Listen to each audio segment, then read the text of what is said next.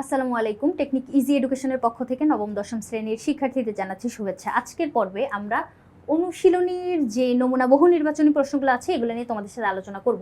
কি বলছে দেখো তো, কোন উদ্ভিদটি পানিতে এবং স্থলে উভয় জায়গায় জন্মায়? তার মানে হচ্ছে তোমার পানিতেও হইতে পারে, মানে জলজ, এবং স্থলেও জন্মাইতে পারে, তার মানে হচ্ছে জলজ। তাহলে জল আর স্থল দুই জায়গায় জন্মাইতে পারতেছে কে? দেখো তো, এখানে যে শ্যাওলা, সিঙ্গারা, খুদিপানা, ওরা তিনজনই কিন্তু তোমার মানে পানিতে জন্মানো উদ্ভিদ, কলমিও পানিতে জন্মানো উদ্ভিদ। ওরা এখানে যে অপশন আছে ওরা সবাই হচ্ছে পানিতে জন্মানো, কিন্তু একজন যে ডাঙায়ও জন্মাইতে পারে সে হচ্ছে আমাদের এই কলমি। কলমি কিন্তু একটা শাক, তাই না? এই যে কলমির শাক যেটা, এটা হচ্ছে তোমার পানিতেও হয় মাটিতেও হয়, কিন্তু বাকি তিনজন শুধুমাত্র পানিতে হবে, মাটিতে ওরা হয় না। এরপর দেখো, পানি দূষণ বলতে হচ্ছে তোমার যে কোনো কারণে কোনো বিষাক্ত পদার্থ যদি পানিতে জলাশয়ে মিশে যায় সেক্ষেত্রে পানি দূষিত হয়ে যাবে।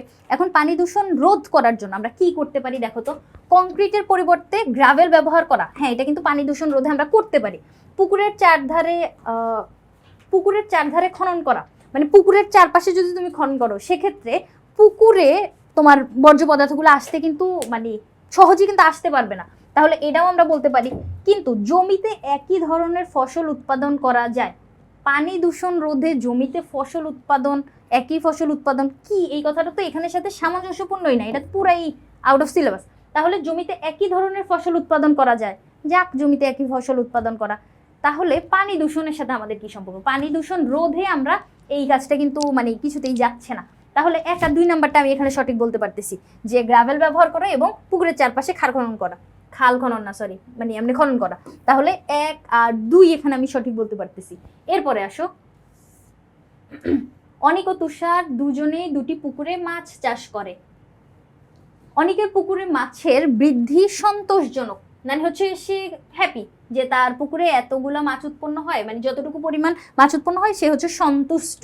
আর তুষারের পুকুরে মাছগুলা দুর্বল, এদের অঙ্গ প্রত্যঙ্গ সঠিকভাবে বিকশিত হয়নি। পরীক্ষা করে দেখা যায় ওই যে পুকুর প্রথমজন অনিকের পুকুরের পিএইচ এর মান হচ্ছে 7.5, আর তুষারের পুকুরের পিএইচ এর মান হচ্ছে 5.5। এখন পিএইচ কি জিনিস?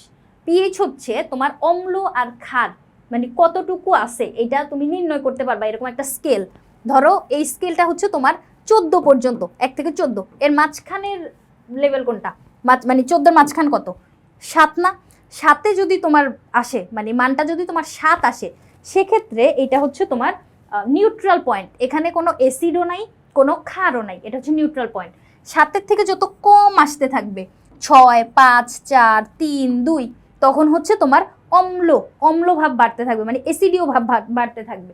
7-এর কাছাকাছি থাকলে অল্প অম্ল, আরও নিচে নেমে আসলে বেশি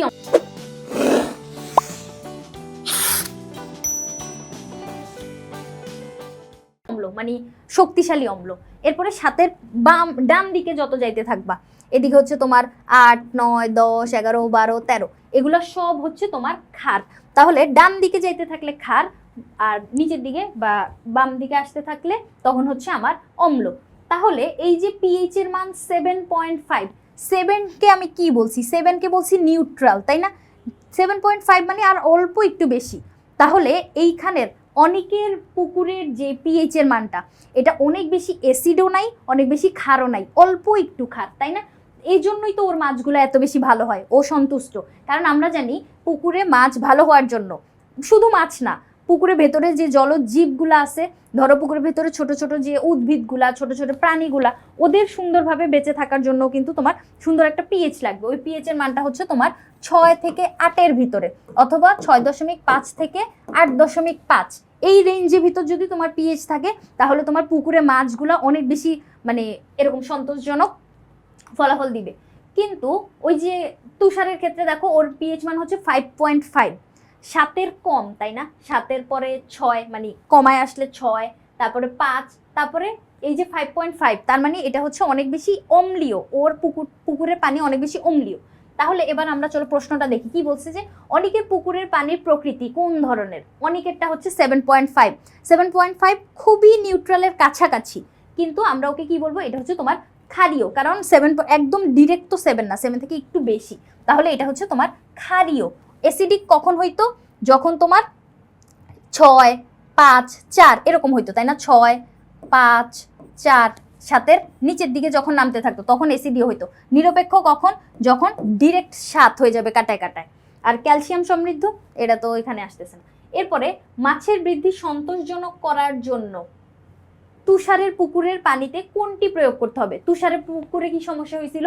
পিএইচ হচ্ছে তোমার 5.5, তার মানে এইখানে ওর হচ্ছে তোমার অনেক বেশি অম্লীয়। অম্লীয় পরিবেশটাকে তুমি কমায় আনার জন্য অম্ল আর ক্ষার বিক্রিয়া করে। আমরা জানি হচ্ছে অম্ল আর ক্ষার যদি বিক্রিয়া করে, এই যে অম্ল ক্ষার যদি বিক্রিয়া করে কি হয়? নিরপেক্ষ একটা দ্রবণ তৈরি হয়।